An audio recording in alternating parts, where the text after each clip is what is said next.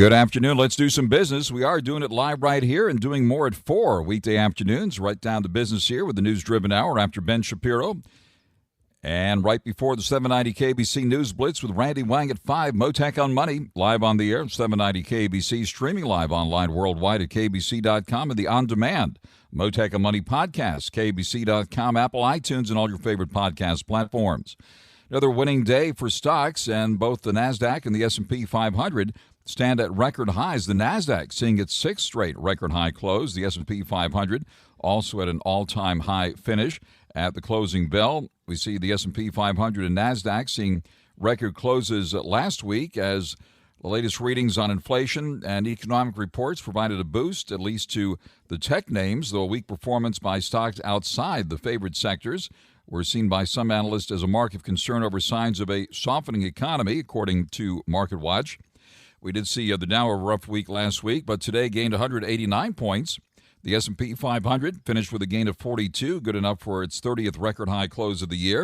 And the NASDAQ moved up 168 points to settle at 17,857, that to a record high. Apple among the winners today, and Apple at a record high of more than $4 today at $216 and change. Looks like NVIDIA pulled back by nearly a dollar at $130.98.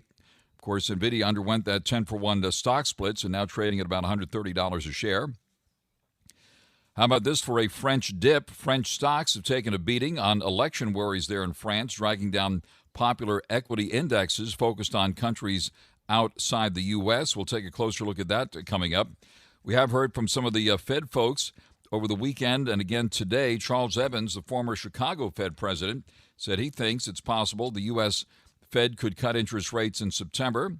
The chief of the Philadelphia Federal Reserve today said one reduction in interest rates would be appropriate by the end of the year based on the current trajectory of inflation and the economy. We heard from Patrick Harker. He gave a speech today in Philadelphia. And appearing on CBS's Face the Nation over the weekend, Minneapolis Fed President Neil Kashkari, who ran for governor here in California on the Republican side some years ago, said it's a reasonable prediction that the Fed will wait until December to cut interest rates. On the consumer front today, we see regulators suing Adobe, accusing that software company and two executives of deceiving consumers by hiding the termination fee for a popular subscription plan and making it too tough for consumers to cancel their subscriptions. Now, these allegations coming in a federal court complaint filed by the Justice Department. Upon referral from the Federal Trade Commission, Adobe responded today saying that it would defend itself in court. Where's the beef, you ask? Well, not on Sunset Boulevard anymore. I'll discuss the latest on the business scene with Mark Wilbur, founding member and former chairman of the LA Business Federation, LA BizFed, chairman of Employers Group, and former associate dean of the USC Marshall School of Business. Have you heard this news? The famous Arby's in Hollywood on Sunset Boulevard with that iconic cowboy hat sign has closed.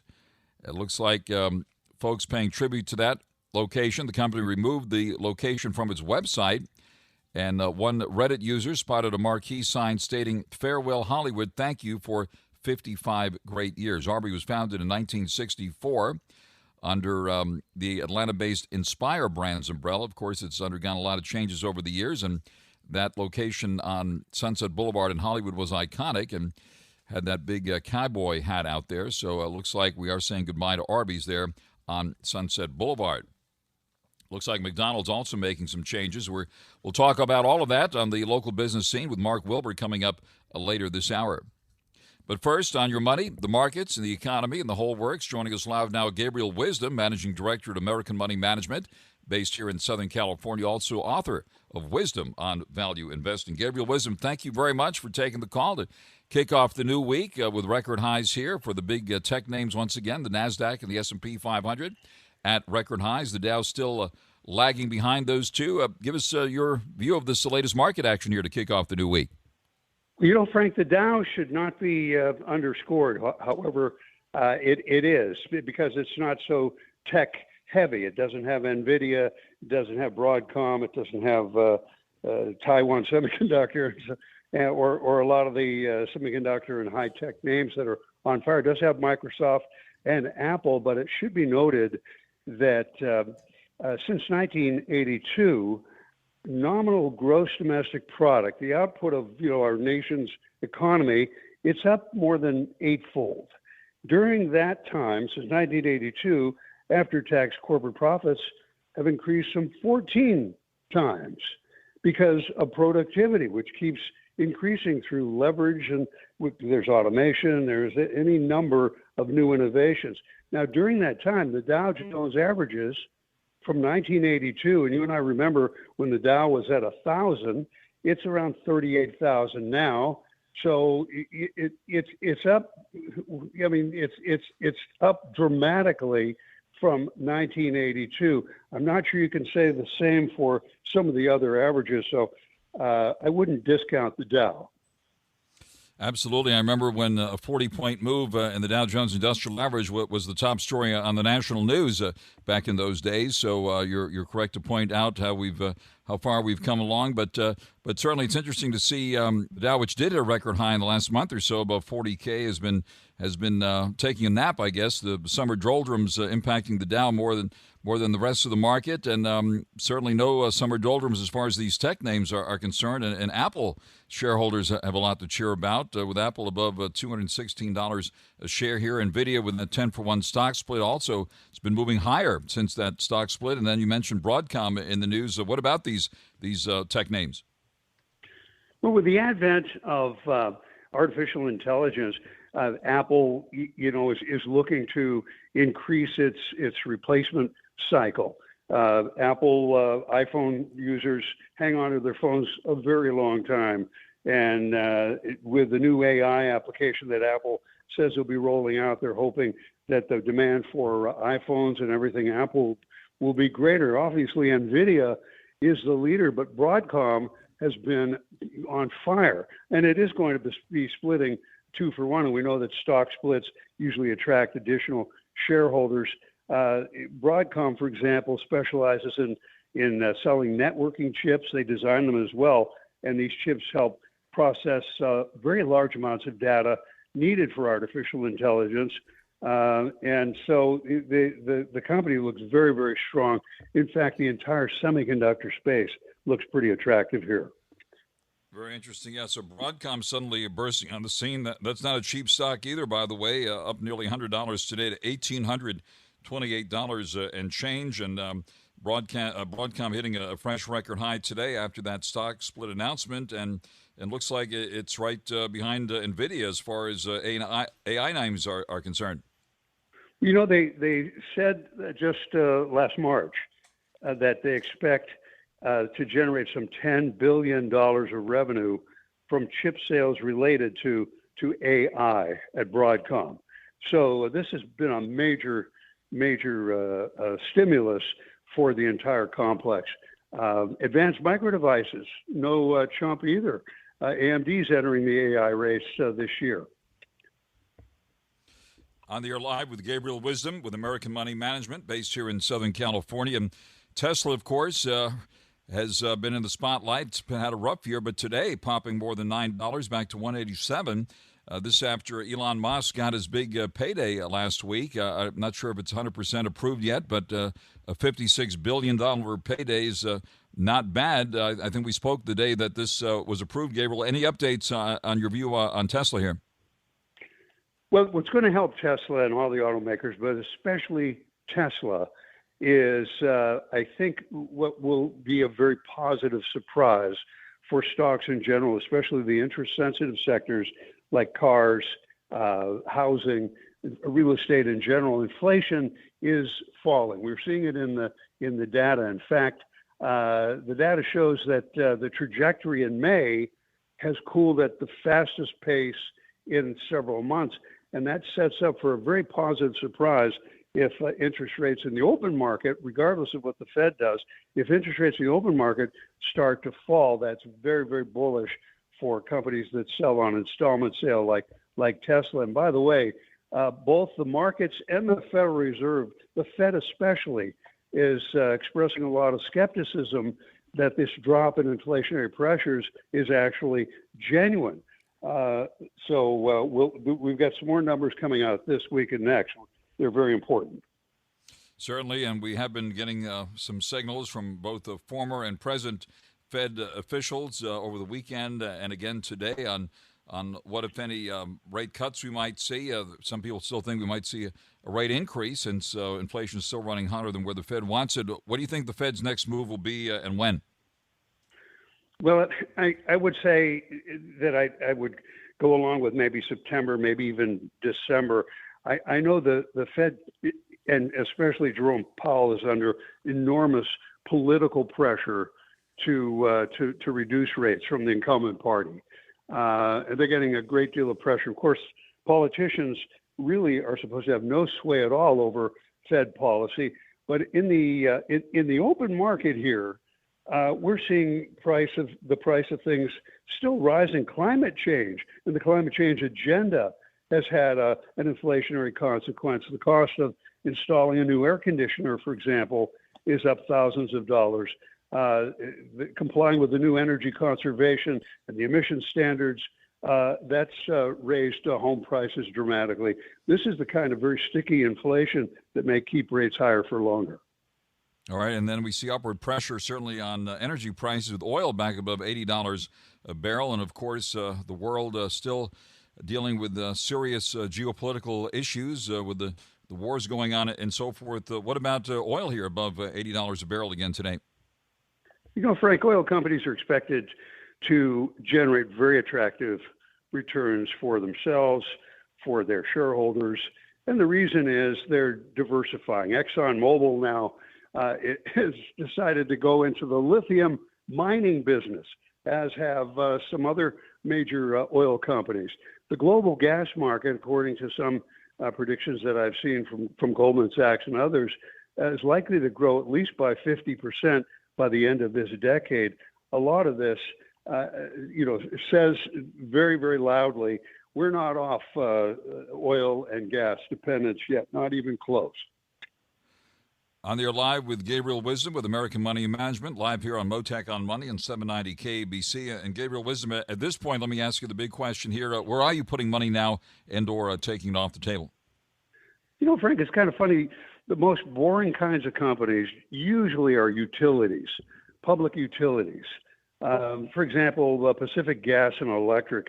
Now, that's a company with a lot of debt, but they announced recently that the grid at PG&E is underutilized. We're using about 45% of the grid from that PG&E produces or provides, and they see that growing as much as 80% in the next few years, all driven by artificial intelligence, electric cars, and cloud computing, the other efforts to electrify everything. Plus, I mentioned the semiconductor stocks. You could own NVIDIA, Broadcom, Taiwan Semiconductor. You could own them all, about 30 of them, in an exchange-traded fund. Symbol is SOXX. Socks it to me. That's the one I like.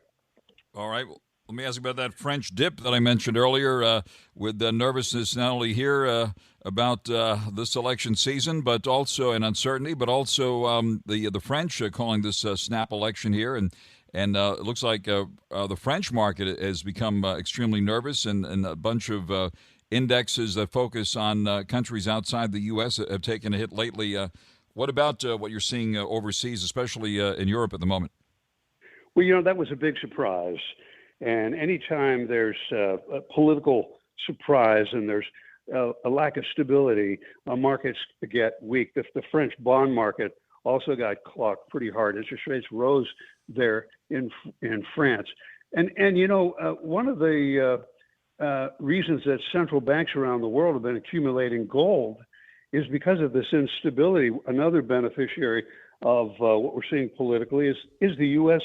dollar. It's staying stronger for longer. In the upcoming U.S. election, I think regardless of which party wins, it's probably going to be beneficial for the dollar because any internationalization of a competitor currency is nowhere to be seen yet. All right, and we've seen those bond funds spike lately as bond yields have come down. Bonds themselves moved up. That's how it works in the bond market. So the yield in the 10-year note is back down to 4.29%. What do you see happening on that front? Well, if the Federal Reserve or the Federal Open Market Committee is indeed setting up a very positive surprise with, at least one rate cut or even more, lower interest rates by the end of this year, then we're going to see much higher bond prices. And I think it's always nice to have a ballast in your portfolio. This is what sovereign nations do. This is what individuals should do. They have some fixed income, some bonds. It creates a ballast in your portfolio, and we're going to see more of that. All right. Is that 60-40 traditional mix still in favor now? I think so. And if interest rates were to go higher, you'll see it more likely to be 50-50, 50% fixed income, 50% stocks. Gabriel Wisdom with American Money Management and author of Wisdom on Value Investing. Gabriel, thank you very much for taking the call to kick off the new week with us here today. My pleasure, Frank. Thanks. Thank you very much. And right out to the freeways we go now, live on 790 KABC. Folks, people like you and me have our ears to the ground on all things business. We'd like to be informed and indeed well prepared. And as important as finance is, I want you to have a plan in case you're hit by someone not paying attention to the road.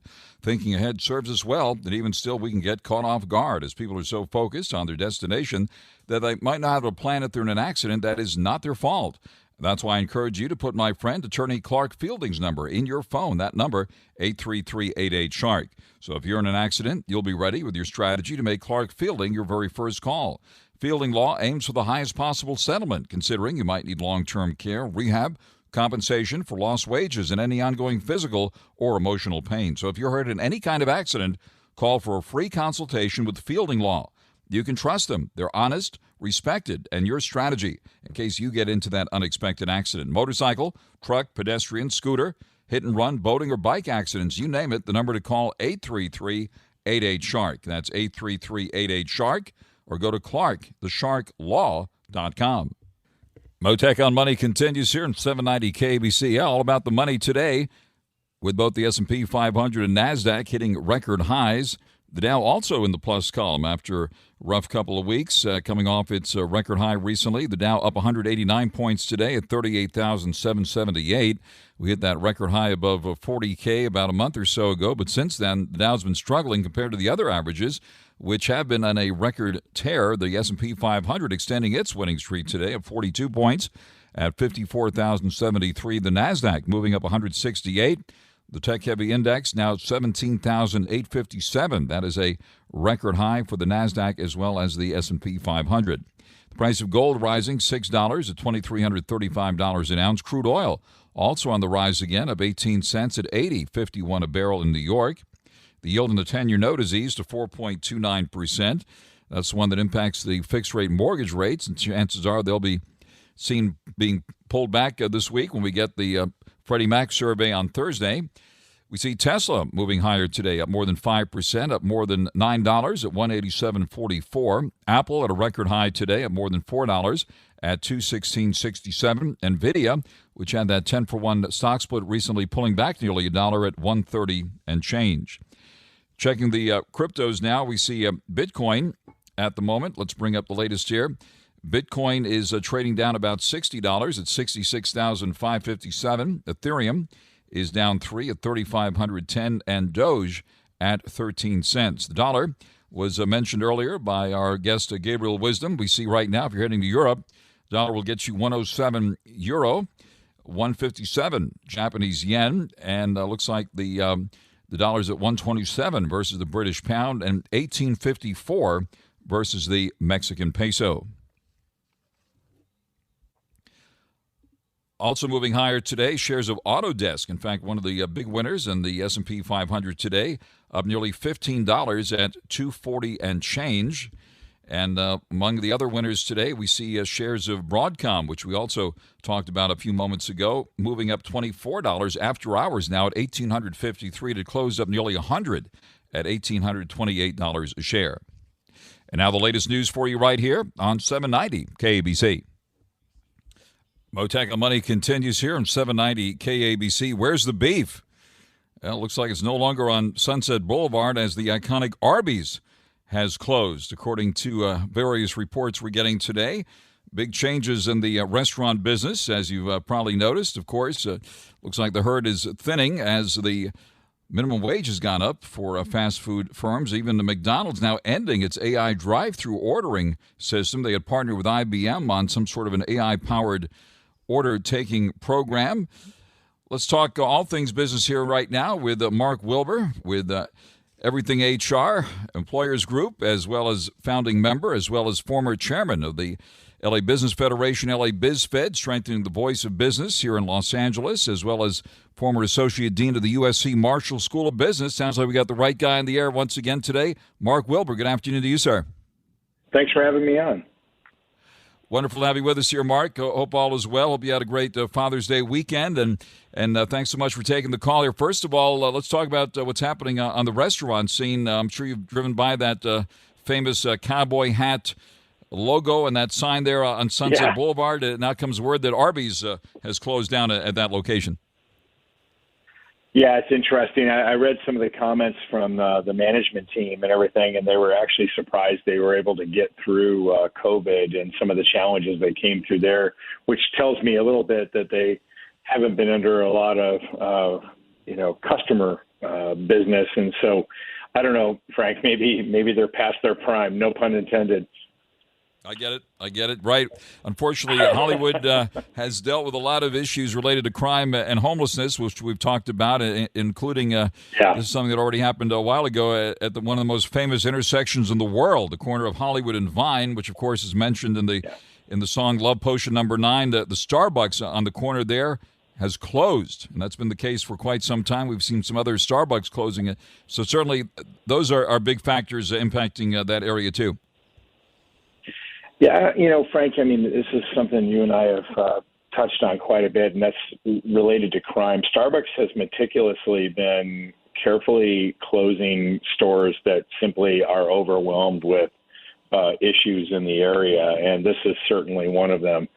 It's a real problem. I mean, it seems like the city right now, in some respects, is going in the opposite direction of what it needs to be doing in order to be ready for the Olympics.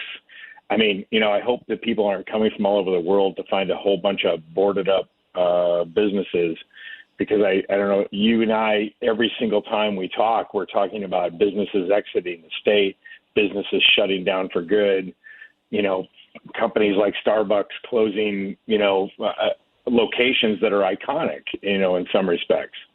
And, it's a real problem, and I'm really concerned about it going forward. Yeah, I was talking to some folks over the weekend.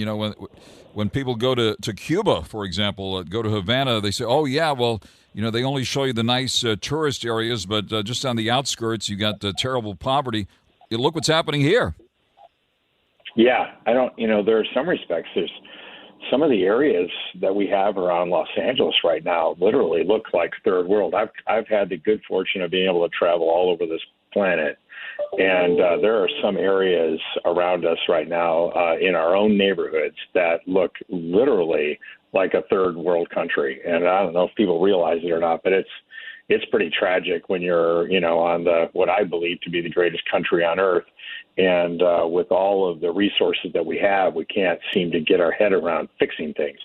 So it's super frustrating, and it's the same excuses day after day, month after month. And at some point, you got to put your nose to the grindstone and get the answers and figure it out, and then execute and get it done and make it happen. So certainly, I don't know, it's super frustrating.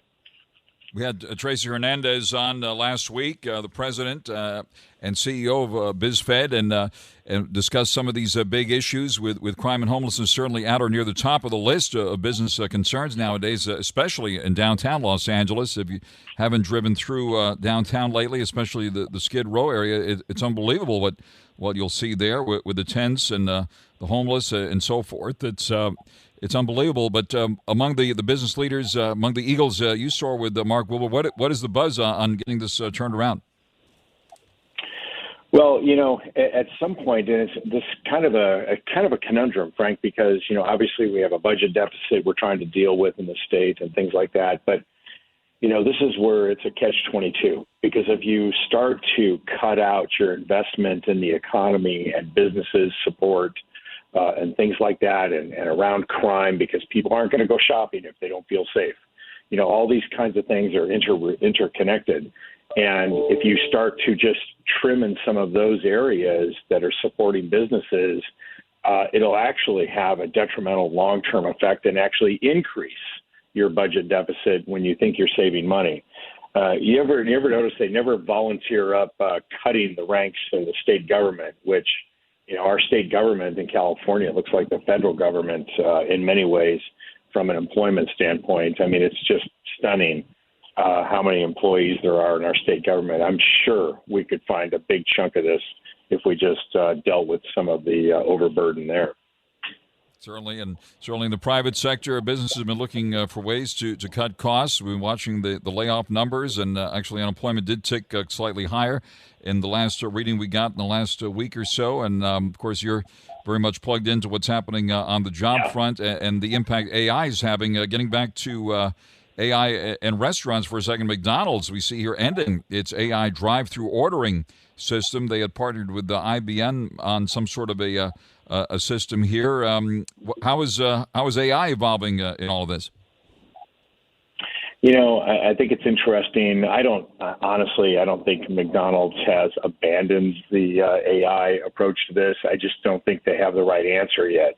I think it's very much, visible in certain places where it is working, where you're literally ordering from a kiosk, either inside or asking an AI attendant, and then it starts processing that food. We're at the toddler stage right now of AI. So, there's a lot of things to be sorted out and figured out on how to execute effectively, as well as to have like a backup system that would require to have some employees in case something gets sideways, just like you would with regular computer systems today. So I don't think they've totally abandoned it. I think they've abandoned their current strategy as to implementing it, but I think it'll be back because, quite frankly, with our state laws, the minimum wage that has slammed, fast food restaurants across our state and caused, so many businesses to close, Frank. It's been staggering. We called this, you and I, when it got passed a long time ago and knew this was coming. And it's turned out to be 100% exactly accurate that we would be losing more jobs than creating jobs. It would cause businesses to leave and shut down, and that's exactly what's happened. AI attendants, I like that. What's next? AI concierge? We have to continue to elevate the titles here for AI, and then of course you're asked to tip the machine afterwards, right? Yeah, well, it seems like, we get, I love how you go into some restaurants where I actually do all the work, right? You're having to handle everything. And yet I still get presented with a tip. And have you ever noticed like the tip starts at like 18 or 22%? And I'm like, wait a minute, what are you talking about? I just did all the work. Why don't you tip me? That's right. That's right, and then you're trained by the staff that's standing there. They're training you to do their jobs, right? And go to some of these supermarkets where you have to do the self checkout. And what is the buzz currently? What are you hearing from retailers about these self checkout stands? I've seen some write ups that this has been a failed experiment, and are we going to see more of that, or are they going to start going away? I don't think they're going to go away. I just think in how you secure it and manage it is what's really at issue here. Because, if I just leave a whole bunch of lanes open at a grocery store and, it's self-checkout on the honor system in today's days and times with inflation, guess what, Frank? A whole bunch of stuff's going to go walking out the door. So, there's a Ralph's near me that has a large section of self-checkout, but it's carefully monitored by employees in that space. So they're very attentive. They pay attention to what's going on, and they're overseeing the process. So, I think it's a matter of the management of that process more than it is getting rid of it, because there is great benefits. I don't think any of us want to be in lines all the way down the grocery store aisles just to have a physical attendant single-handedly, item by item, scan it for us. Because if we come in and you got 6 items, I want to get out of the store, and I want to get out of the store now. So I don't want to have to go through that process. Right. It sounds like you've been very well trained to check yourself out at this point, as we all have. So we get out a lot faster. But it's we have learned how to do those jobs. And anything else that you've been talking about among the movers and shakers there about what's happening in downtown LA with commercial real estate? Obviously, still a big focus of discussion and preparations for the Olympics, the expansion of the subway system. A lot of moving parts here at the moment. Well, there's some grumbling in the real estate industry with the new cap on security deposits, AB 12, coming into effect here on July 1st. So they're not very happy about that, but certainly renters are going to be certainly happy about that. That'll be helpful. The one thing that's coming up on July 1st, Frank, from implementation of a state law is SB 553. Which is the workplace violence prevention and the mandatory requirement to have policies in place, have training executed for employees in this whole area. And this is an important one. This reminds me of when harassment prevention training, became a requirement for companies of 5 employees or more. And there's a process to this, and so companies that have waited until now are going to be scrambling, probably paying a higher price to get the compliance pieces necessary to get themselves in shape. These are things that if you don't have these things in place, and God forbid anything go wrong in your location, that's going to not give the employer a very good footing to defend themselves in the process if you've not been in compliance in this area. Just like harassment prevention, the exact same thing. So, and I don't think there's going to be audit teams going around for SB 553, just like they weren't audit teams related to harassment prevention. But boy, if you get pulled into court and you haven't been in compliance, that is not going to look good to a jury. So you want to get your act together in this area, and if you haven't reached out, you need to reach out to either a local attorney that works in labor and employment law, like a Fisher Phillips or any of these kinds of firms out there that handle this kind of stuff all day, every day. Terrific advice there. Mark Wilbur, thank you very much for joining us with Employers Group here in Los Angeles, former Associate Dean of the USC Marshall School of Business, also founding member and former chairman of the Los Angeles Business Federation, LA BizFed, which has been strengthening the voice of business here in Los Angeles. Mark Wilbur, thank you very much for coming to the line here this afternoon. You bet. Thanks for having me on, Frank. Thank you very much. And right out to the freeways we go now, 790 KABC. Mottek On Money continues here on 790 KABC. You've heard of Bring Your Kid to Work Day. Well, how about Bring Your Parents to a Job Interview Day? It's happening a lot more than you think. And joining us now is Julie Bauke, the founder and chief career strategist with the Bauke Group. She's worked for 16 years in the HR world, has also written a book called Stop Peeing on Your Shoes, Avoiding the 7 Mistakes That Screw Up Your Job Search. Laying it on thick here on this subject. Julie, thank you very much for coming to the line here this afternoon. Yeah, the results of this study are almost unbelievable. I mean, people Let's hear hear that and go, no, that can't be so. That, 28% of Gen Z has said they have brought their parents into an interview. And, so think about that. And that's very consistent with another study I saw of companies who said, about 20% of the companies surveyed said they'd have Gen Z bring a parent, not dropping them off and hanging out at a Starbucks until the interview's over, but in the building, in the waiting area. And some even said, 18% said they came into the actual interview with me, and 7% said their parents answered the questions. I mean, it's kind of hard to believe, but I've seen it in several places now, and it's just, it's a head slapper, that's for sure. That is amazing. And what about, do they hold the kids' hands when they're in there too? I know. Here's what, so it's really easy to look at this and say, oh my gosh, what are these kids thinking? But to me, the bigger question is, what are the parents thinking? We ought to know better. Very, very good question. So based on your experience and what you've seen in these situations, what happens? Does the HR person, what are you doing in here, or how are these situations handled? Well, we've had several years now of where parents have not just been helicopters, but have actually been bulldozers. And they get on the phone, they call the teachers, they call the president of the university if they need to, they call coaches, and what they're trying to do is clear the path. So when you think about, all right, now my child is 22, I've been living their life with them this way for this long. Why should I stop now when they're ready to get a new job? And so if I thought it was appropriate to call university administration because my child got a B, I'm probably not a person who's going to see it inappropriate to go on an interview. But know this, your child will not get the job, and you are crippling them. You're telling them you don't believe in them. You're telling them that you don't have the confidence that they can handle it on their own.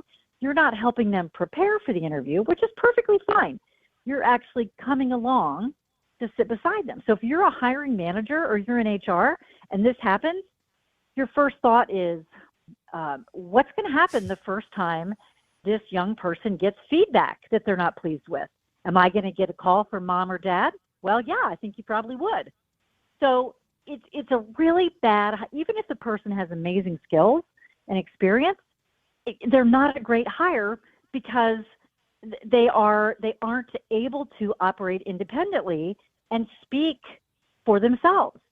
And these parents, I know somebody that this absolutely happened to, a hiring manager, and he said the mom was an executive at Microsoft. He said she should have known better, and she was answering the questions. So you think, do we just go kind of nutty when we have kids? And we think, well, I don't trust them to tell their own story, so I'm going to be their quote-unquote agent, and I'm going to do it for them. And we've just lost our minds because that doesn't work. Your child is not going to get the job offer. So stay down the street in the Starbucks if you need to, but we've got to back off. And I guess we shouldn't be surprised given what we've seen in parenting in the last several years, but it is absolutely ridiculous. And to the point, as I said earlier, of just almost being like, nah, this can't be true. Somebody made this up. But no, they did not. Thank you for taking that question seriously and for that excellent answer. So it should be noted, Gen Z, this is the generation of people born between 1997 and 2012, known as the Zoomers, or Gen Z or Generation Z. So we need to know what we're talking about here. These are after the millennials, right? And we that's the group now. So what about the parents? What are they thinking? And tell us a bit more about this style of parenting. Yeah, when you think about the last, decade or so, the participation trophy, if my kid doesn't get on the team, I'm gonna get involved. Instead of letting your son or daughter experience disappointment and failure, quote unquote, and then see it as a learning opportunity, a lot of parents see it as something that can't possibly happen. My kid's the best. Everybody needs to be acknowledged and recognized. And what we're also seeing when you see this, when you go a little bit further and you say, Gen Z, a lot of the Gen Z who's already in the workforce, companies are having a hard time managing them because they come in with unrealistic expectations. Well, wait a minute. My mom told me I was the best, so why aren't I getting the best assignments? Why aren't I getting promoted every few months? And it's a real situation. And what's so interesting to me is that the difference between millennials and Gen Z, even though they're only a handful of years apart, is significant. Even young millennial leaders are kind of flummoxed by Gen Z because they see them as so different. So this is the generation that finished high school potentially or college through COVID. So they never got the opportunity in a lot of cases to work in an office with other people. And that's where we learn. That's how we learn what works and what doesn't work and how to communicate and how not to, a little bit by osmosis, by observing people. And so the kids coming out of college now, they were robbed of that opportunity. And so that's really kind of the icing on the cupcake there. But at the same time, they're afraid to pick up the phone. There's a new word called telephonophobia, where Gen Z is afraid to pick up the phone. And so, it's just all these things on top of each other is making them is really frustrating companies in terms of how do I get them to understand what professional behavior looks like. And parents are certainly a real big part of this issue. Yeah. You made some excellent points, and really it's been a pleasure to speak with you, and thank you very much for taking the call on this quite remarkable survey and this story where Gen Zers are bringing their parents to job interviews. Julie Balke with the Balke Group, the founder and chief career strategist at the Balke Group, who's worked for many years in HR and is the author of the book, Stop Peeing on Your Shoes, Avoiding the 7 Mistakes That Screw Up Your Job Search. You've given us some great information here. Julie, thank you very much for taking the call this afternoon. Sure. Thank you very, very much. Recapping a record-shattering day on Wall Street, the Dow up 189 points, the S&P 500 of 42, the NASDAQ of 168. Both the NASDAQ and the S&P 500 ended the day at record highs. Stay tuned now for the 790 KBC News Blitz with Randy Wang, and I'll be back with more at 4 tomorrow afternoon here on Mottek On Money, 790 KBC. When you have sports mixed with your pop culture, along with humor and celebrity interviews, your earbuds are enjoying The Rich Eisen Show. You are so obsessed with betting. I don't need the bet. You're adamant that you're going to win, and I'm adamant that they're not going to win. But why does money have to be exchanged? You're a realist. Like he believes it, you believe it. Why is that? Well, that's no fun in that. It's a conversation that you can have, and then Monday it's just like, I told you so. I mean, that's verbal currency. There's nothing fun there. Search for The Rich Eisen Show on YouTube or wherever you listen.